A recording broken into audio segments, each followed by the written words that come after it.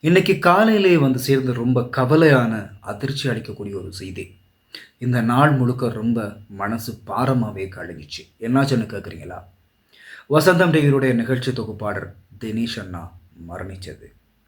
மரணம்ங்கிறது எல்லாருக்கும் இயற்கையா வரக்கூடிய ஒண்ணு தான். ஆனா, இவரு தண்ட முடிவ தற்கொலை செஞ்சு தானே தேடிக்கிட்டாருங்கிறது தான் ரொம்பவே அதிர்ச்சியா இருந்துச்சு.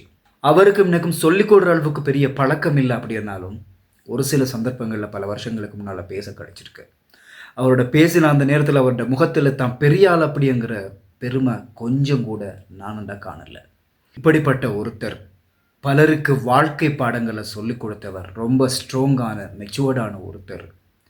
இன்னைக்கு தற்கொலை செஞ்சிருக்காரு அப்படின்னா, அவரோட வேலை செய்ற ஒரு சில ஆட்கள தொடர்பு கொண்டு கேட்ட நேரத்தில கூட என்னாச்சுன்னு யாருக்குமே தெரியல. என்ன அவருடைய மனசுல இருக்கிற அந்த வலிய, வேதனைய அவரு கொஞ்சம் கூட அவருடைய முகத்துல யாருக்குமே காட்டிக்கல. சிரிச்ச முகத்தோட தான் எல்லாரோடையும் இப்பயும் பேசியிருக்காரு. ஏன், இன்னைக்கு வசந்தன் டிவியில அவருடைய பொங்கல் சிறப்பு நிகழ்ச்சி போயிருக்கு. ஆனா அத பார்க்கறதுக்கு அவர் உயிரோட இல்ல.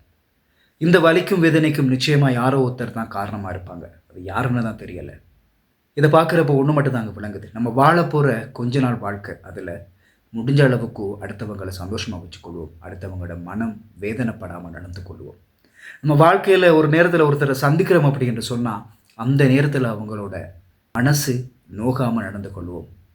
அப்படி தினேஷ் அண்ணா என்னோட நடந்து கொண்டதால தான், இன்னும் என் மனசுல அவரோட பேசின அந்த நாட்கள் நினைவிருக்கு.